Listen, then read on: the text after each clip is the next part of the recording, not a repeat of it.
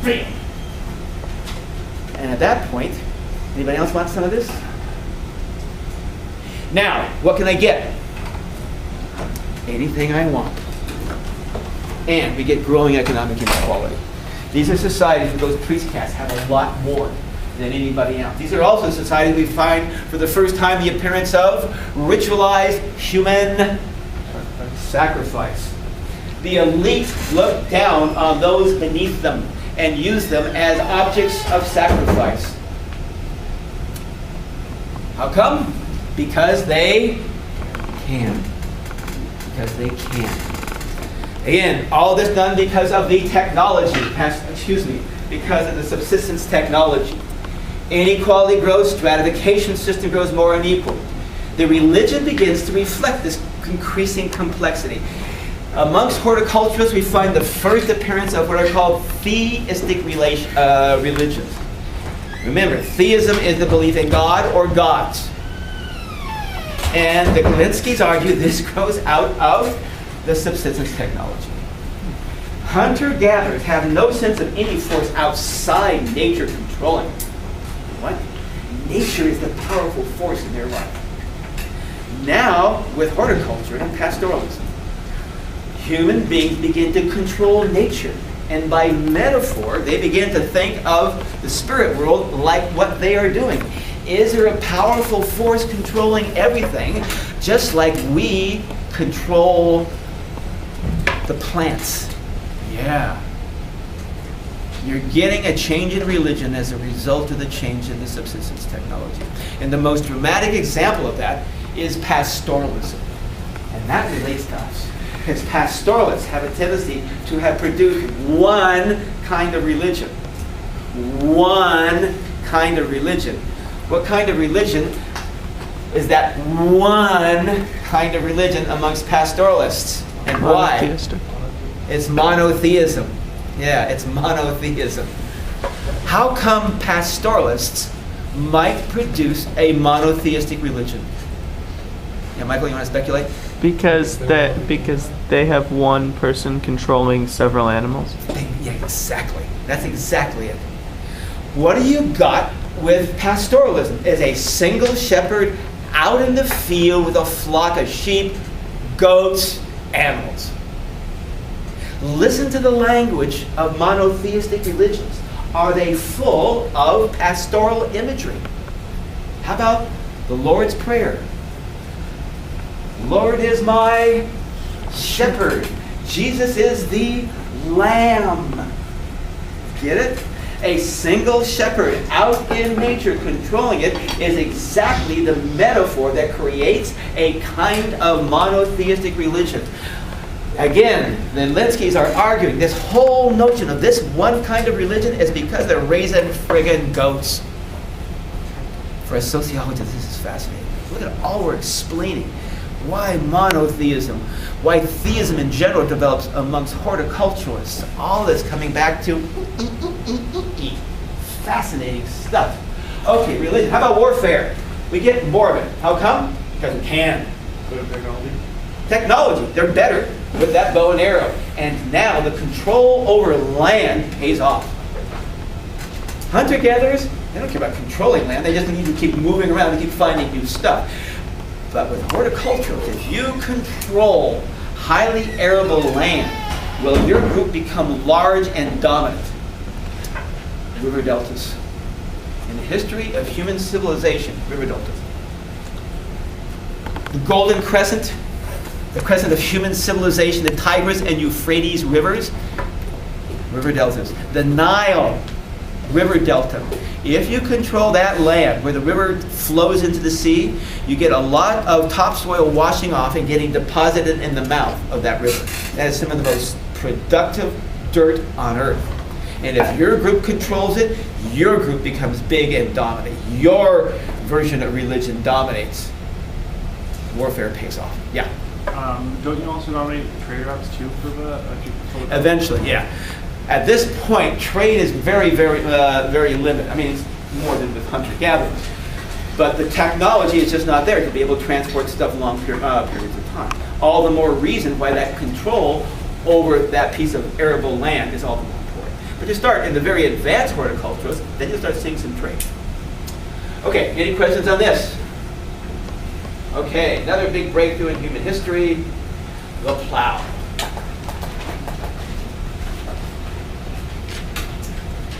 The plow is a big deal. I know. This stuff is so boring. But this is a big deal in human history. 5,000 to 6,000 years ago, plow-based agriculture develops. What does this presuppose in terms of subsistence technology? One, metallurgy. That bit is made of metal. So you got metallurgy. Two, the domestication of not just food animals, but draft animals. Animals you are simply raising for their physical strength, particularly an ox, a burro, horses, this kind of stuff. And because it's 5,000 to 6,000 years ago, we've accumulated thousands of years of knowledge of growing food. What does that give us? A big increase in the social surplus. Plow-based agriculture. The plow is digging deep into the earth, bringing up nutrients. You have the draft animals for pulling it. The draft animals also producing fertilizer by way of its scat, which is just this excrement. You also have learned by now the need to let land go fallow because you've accumulated this knowledge over history. Oh, I forget, you guys are city kids. Anybody know what fallow means? Letting land go fallow. I'm just going to make you guys here. Yeah, go ahead. Kind of letting the land stop growing on it and Yes. to grow on it again. Leave it alone. Don't grow anything on it for a year or two. Because what's going to happen to it? The birdie's going to fly over it, and as happens, the wind is going to blow leaves onto it and get crunched up into the soil. And that will allow that land to replenish itself. So if you got 100 acres, 50 you're cultivating, the other 50 you're leaving alone for a few years. And then 5 years from now, you're going to stop cultivating that 50 and start cultivating the fallow land, and the one you were originally cultivating now goes fallow. Back and forth, back and forth. Can you keep farming that land for a long period of time now? Yep. And if you get even more sophisticated, crop rotation, where you know that if you farm beans, that takes the stuff out of the soil, that when you farm corn, it puts back into the soil. Now that's real sophisticated. But at least letting land go fallow, you get a huge increase in the amount of food. And this then makes for a much larger society. The smallest agrarian society, 100,000, up into the millions. These are the civilizations we know of. Egypt of the pharaohs, China of the emperors, Greece and Rome and medieval Europe and medieval Japan. Huge societies. Settlement, we have the first development of cities. They're still there. Beijing started during the agrarian thousands of years ago. Rome, Athens, Cairo started thousands of years ago. But these cities are largely for the elite. Mostly what you have is like 80% of the population on the land farming it. This is the people we talked about before the Industrial Revolution. Yes, they're farming the land, but are they farmers? No. What are they? Peasants. Peasants or slaves. Peasants or slaves farming the land. Now, it's real productive. And that amount of productivity can feed, 15% of your population in a city. 15% is a minority, but of 2 million people, 15%? That's 30,000 people. 300,000. 300,000 people in a city. That's a big city. All because of the plow. Division of labor. You get a big increase in the division of labor. Under feudalism in Europe, in Greece, in Rome, in Egypt, in China, were there full-time artists? Yes. Were there full-time tailors? Yes. Full-time doctors? Yes. Full-time stonemasons? Yes. But every bit of that division of labor revolved around the needs of the elite. They weren't building the huts for the peasants.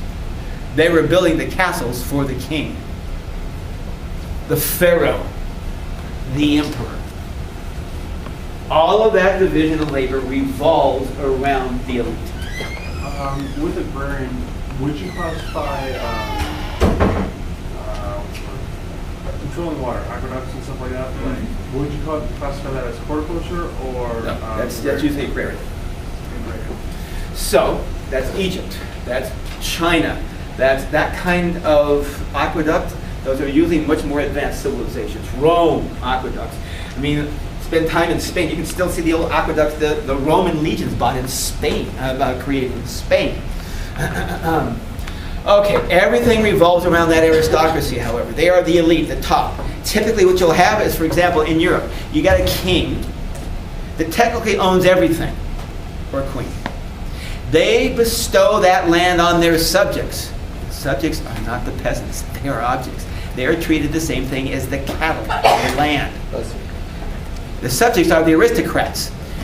The king gives the land to the prince, the noble, the duke, the earl, in return for which, what does that duke, earl, noble owe the king?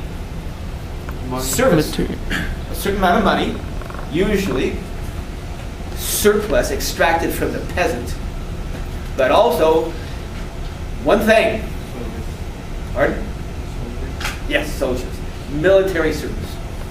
That elite performs one useful function, military. Does that elite that now technically owns the land, doesn't know a damn thing about farming? Can it tell a wheat stalk from a barley stalk? No. Does it know how to irrigate? No, it has no clue. The one useful thing it does is full-time military in the service of its lord, of its king. Which is where you get all that jousting, the Knights of the Round Table stuff. What were they practicing in jousting? Warfare. Warfare. Okay. Huge increase, big increase in inequality. These are extremely unequal societies. What could a Caesar do with a Roman slave? Anything they want. And did they? Kill them in that Colosseum? Engage in sex orgies with them? Yes, they did. These are incredibly unequal societies. You may have heard the Right of First Night. Ever see the movie Braveheart? Mel Gibson. This was a regular practice if they wanted to. It's called the Right of First Night. This is Europe. Right of First Night. Oh, isn't that cute? Boy peasant marries girl peasant. Oh, but who gets to spend the first night with the bride? The Lord, should he choose. Now, they often didn't choose because it was not unethical, just disgusting. It's like having sex with your ox. Could you do that? Yeah, but why would you want to? Because peasants were seen as animals, disgusting, filthy. But they wanted to, but they could. All right, incredible degree of inequality. And we also find that growth of religion becomes even more complex as well. It starts to echo this highly stratified system. And the best example of this is the Catholic Church. If you know anything about the history of the Church, Catholicism